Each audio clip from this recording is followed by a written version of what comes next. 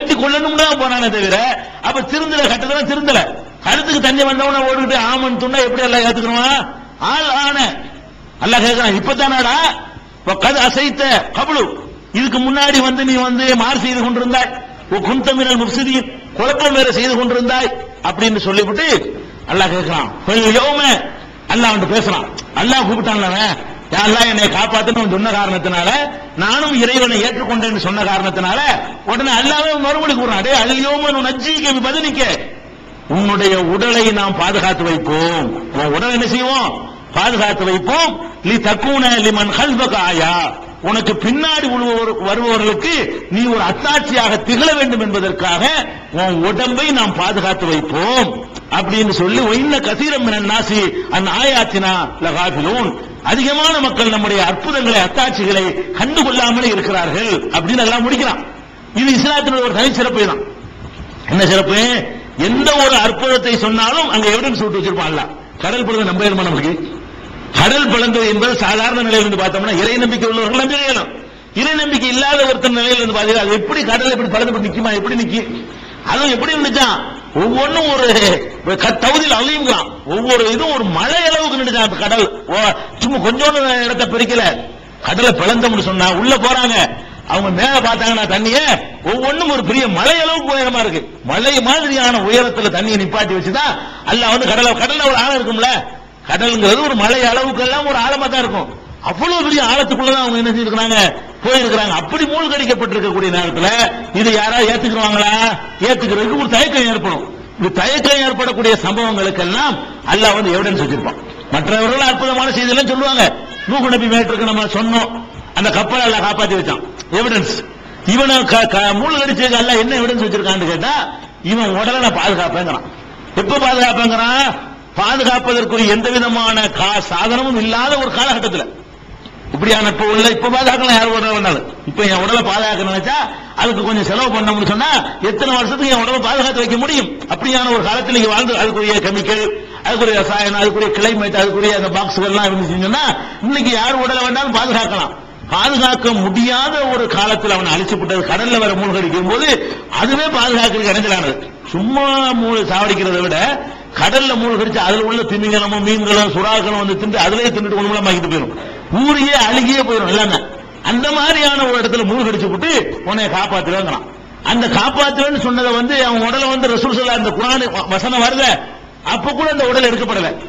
எடுத்தாங்கன்னா மறுபடியும் பாதுகாக்க முடியாம போயிடும். எடுத்தாங்கன்னு வைங்களேன், மனிதன் எந்த காலத்துல சுயமா பாதுகாக்கிற நாலேஜ் வருமோ அந்த காலம் வரைக்கும் அந்த உடலை காட்டாம வைத்து இப்ப சமீபத்தில் என்ன செஞ்சிருக்கான் அல்ல அந்த உடலை வந்து இன்னைக்கு வந்து எடுத்து இது இத்தனை வருஷத்துக்கு முந்தினதுதான் இதனுடைய அதெல்லாம் கண்டுபிடிக்கணும். ஒவ்வொரு பொருளுடைய வயசு என்னங்கிறத இந்த இந்த போலியத்தை கொடுத்து இதுக்கு எத்தனை வயசுன்னு கேட்டா இந்த துகள்களை ஆய்வு பண்ணி சொல்ல இயலும். அப்படியான ஒரு நாலேஜ் இந்த உலகத்துல வளர்ந்துருச்சு. அதனால எந்த ஒரு பாடி ஒரு சட்டை ஒரு பொருள் எந்த பொருளா இருந்தாலும் சரி இது இத்தனை 1000 வருஷம் இருக்கும், இது இத்தனை லட்சம் வருஷம் இருக்கும்னு அந்த கால மாறுதல்களை கணக்கிட்டு சொல்லக்கூடிய காலத்தில் நம்ம வாழ்ந்து கொண்டிருக்கிறோம். இவன் சொல்லக்கூடிய இந்த காலம் ஏரியா அந்த அமைப்பு இதெல்லாம் பார்க்கும் பொழுது இவன் தான் ஆளு என்று சொல்லி தடய அறிவியல் துறையை சேர்ந்தவர்கள் வந்து நிரூபணம் பண்ணியிருக்கிறாங்க. அவங்க உடல் இன்னைக்கு எடுத்து இன்னைக்கு வரைக்கும் எகிப்துடைய மியூசியத்தில் வைத்து என்ன செய்யறாங்க 20-25 வருஷங்களாக அதை பாதுகாத்துட்டு வர்றாங்க.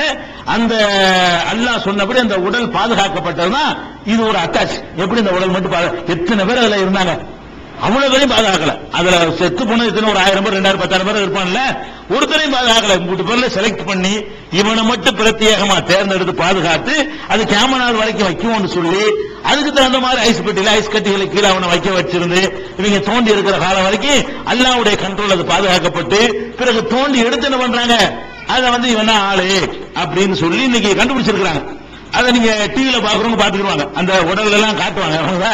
அந்த உடல் இந்த உடலை பாதுகாக்கிறது தானே 10வது அத்தியாயம் 92வது வசனம். இதுல வந்து இந்த உடலை பாதுகாப்புன்னு சொல்லிட்டான். அப்ப இந்த ஃபிரௌனுடைய கூட்டத்தார்களை எல்லாம் மூழ்கடித்து உடலை பாதுகாத்து வச்சிருக்கிறான். அந்த உடலை பாதுகாத்து வச்சதுதான் நமக்கு அந்த கடல் பிளந்ததற்கும் அவன் மூழ்கடிக்கப்பட்டதற்கும் அவன் வாழ்ந்தான் என்பதற்கும் மூசா நபி காப்பாற்றப்பட்டதற்கும் எல்லாத்துக்குமான ஒரு சான்றாக இது அமைந்திருக்கிறதை நம்ம பார்க்கிறோம். இதே மாதிரி மூசா நபி அவர்களை இன்னொரு விஷயத்தை வழங்கிக்கிறேன். அவன் தான் நம்பிக்கை கொள்றேன் ஏற்றுக்கிற வேண்டியதானே அப்படின்னு கேட்டீங்கன்னா 4வது அத்தியாயம் 18வது வசனத்துல அல்லாஹ் இதுக்கு பதில் சொல்லிட்டான். என்ன பதில் சொல்லிட்டான்? வலைசதி தௌபத்து லில்லதீன யஅமலுன ஸய்யாத். பாவ மன்னிப்பு என்பது சில தீமைகளை செய்யக்கூடியவர்களுக்கு இல்லை. எந்த தீமை செய்யறவங்க தெரியுமா?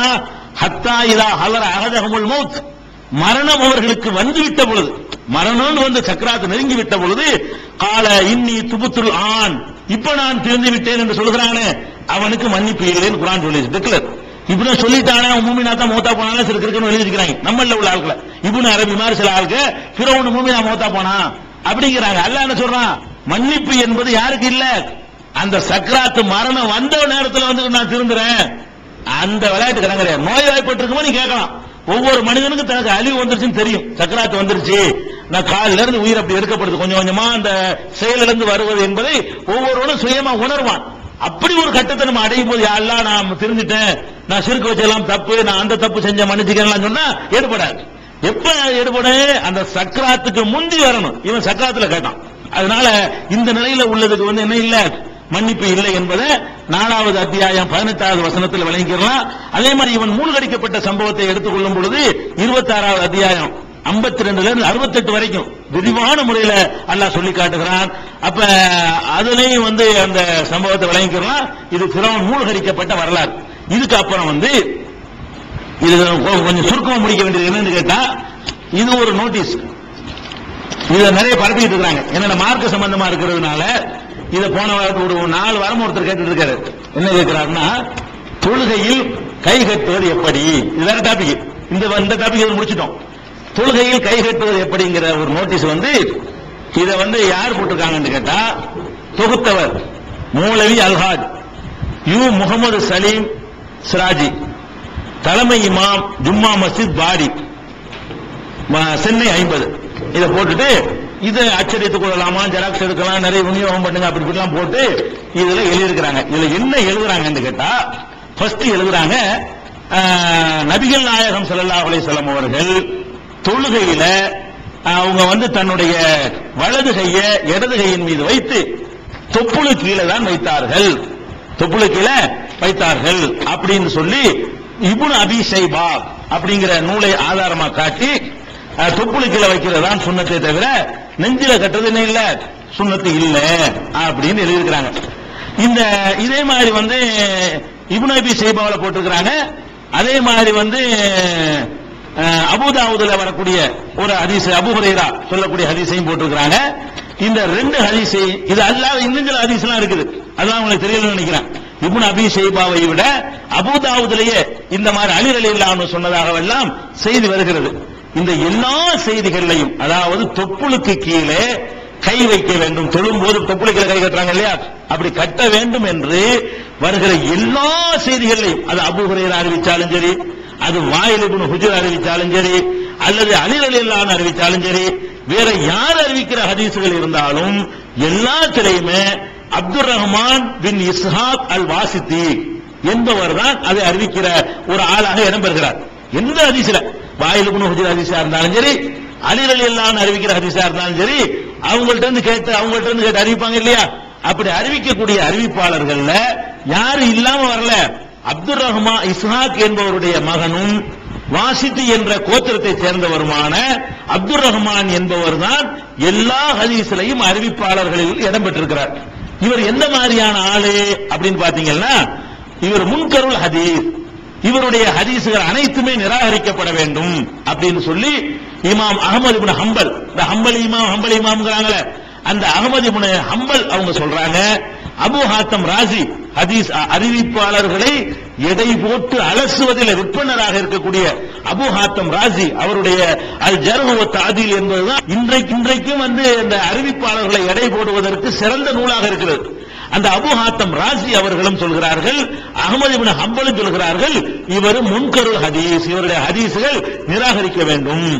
அதே மாதிரி ஹதீசுகளை சுண்டி பார்ப்பதில் தலை சிறந்த விற்பனராக இருக்கக்கூடியவர்கள் 2 பேரை சொல்லுவாங்க. ஒன்னு ஹாஃபில் இப்னு ஹஜர், இன்னொன்னு யஹ்யா இப்னு முஐன் அவர்கள். யஹ்யா இப்னு முஐன் அவங்க என்ன சொல்றாங்கன்னு கேட்டா, லைஸ பிஷையின், இவர் ஒரு கணக்கிலே வராத ஆள், இவரை வந்து சேர்க்கவே லிஸ்டே இல்லைன்றார். இவரை வந்து ஒரு அறிவிப்பாளர் லிஸ்ட்லயே வச்சுக்கிற லைஸ பிஷையின்னா ஒரு செய்ய உண்மை இல்லை, ஒண்ணும் இல்லாதவர், ஒன்னும் மதிப்பே கிடையாது அப்படின்னு சொல்லிட்டு இப்னு மயின் சொல்றாங்க. இமாம் நவவி அவர்கள் சொல்றாங்க லைஃபுன் பில் இத்திஃபாக், ஏகமனதான முடிவு பிரகாரம்